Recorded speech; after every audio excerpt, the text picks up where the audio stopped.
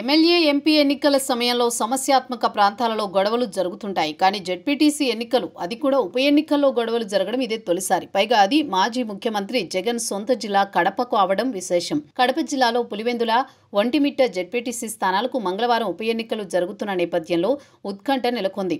సోమవారం రాత్రి Kadapa MP YS Avinash రెడ్డిని పోలీసులు హౌస్ అరెస్ట్ చేశారు. దీంతో ఆయన పులివెందులలో తన ఇంటి ఎదుట బైఠాయించి నిరసన తెలిపారు. ఇది కాస్త ఉద్రిక్తతకు దారితీయడంతో పోలీసులు ఆయనను అదుపులోకి తీసుకున్నారు. కార్యకర్తలు అడ్డుకోవడానికి ప్రయత్నించగా వారిని కూడా అదుపులోకి తీసుకుని పోలీస్ స్టేషన్కు తరలించారు. ముందస్తు జాగ్రత్త చర్యగా అవినాష్ ఇంటి వద్ద పోలీసులు భారీగా బందోబస్తు నిర్వహిస్తున్నారు. మరోవైపు తనను పోలీసులు అరెస్ట్ చేయడం పట్ల అవినాష్ రెడ్డి మండిపడ్డారు. ముఖ్యమంత్రి చంద్రబాబు తన మీద కక్ష కట్టారని, అన్ని విభాగాలలో విఫలమయ్యారని మండిపడుతున్నారు.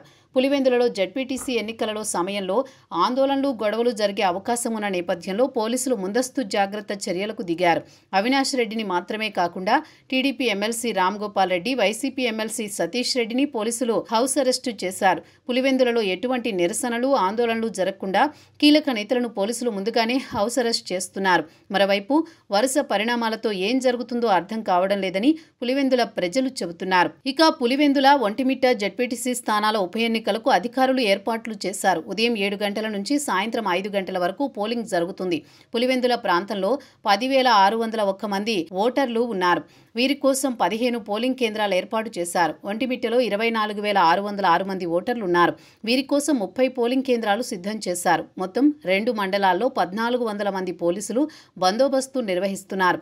ప్రశాంతమైన పోలింగ్ నిర్వహించేందుకు పోలీసులు సోమవారం సాయంత్రమే స్థానికేతరులను బయటకు పంపించారు.